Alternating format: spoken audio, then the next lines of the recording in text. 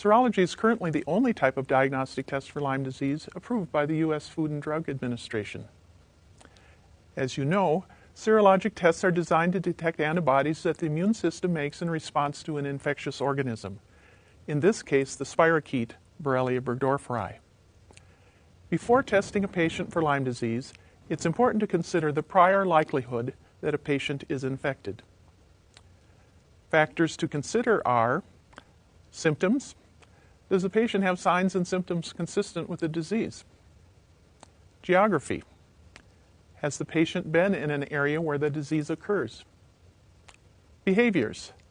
Does the patient have risk factors for exposure to ticks? If you decide there's a reasonable chance that your patient has Lyme disease, serologic testing may be helpful. Remember, however, that it can take several weeks after infection for a serologic test to become positive.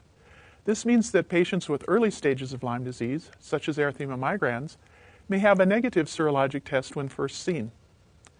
For this reason, it is recommended that such patients be diagnosed and treated immediately, without serologic testing. In contrast, patients who've been ill for 4 weeks or longer will almost always have antibodies if infected. Consequently, serologic test is very useful for diagnosing patients with later stages of disease, such as Lyme arthritis. When testing antibodies for Lyme disease, CDC recommends a two-step testing process. In the first step, serum is tested using a highly sensitive but inadequately specific quantitative assay, most commonly an enzyme immunoassay such as an ELISA. If this first test is negative, no further testing is indicated.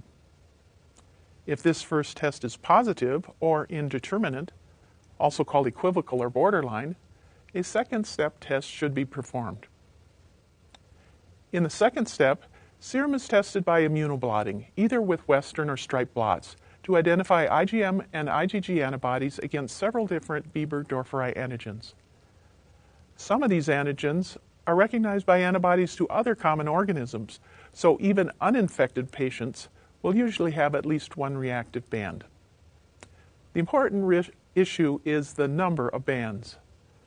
To be considered positive, the serum should react with at least 5 of 10 scored bands on the IgG assay and with 2 of 3 scored bands on the IgM assay. 2 important caveats. First, do not skip steps in the two-step process. Skipping steps, for example performing a Western blot alone, increases the chance of a false positive test result. The higher false positive rate has ranged from 1.5% to 8%, depending on the population studied. Second, a positive IgM immunoblot is only meaningful during the first 4 to 6 weeks of illness. After that time, an infected patient should have a positive IgG immunoblot as well. If they don't, it strongly suggests that the IgM result is a false positive. Unfortunately, there is a lot of misinformation about Lyme disease testing, most notably that the first step tests are insensitive. This myth is based on tests that are no longer in use and by inappropriately expecting positive results for patients who are in the early stages of infection, for whom serologic testing is not recommended. In truth, first-year tests for Lyme disease are quite sensitive enough to react in some patients with other spirochetal diseases such as tick-borne relapsing fever, syphilis, or leptospirosis, as well as in other infectious and non-infectious conditions.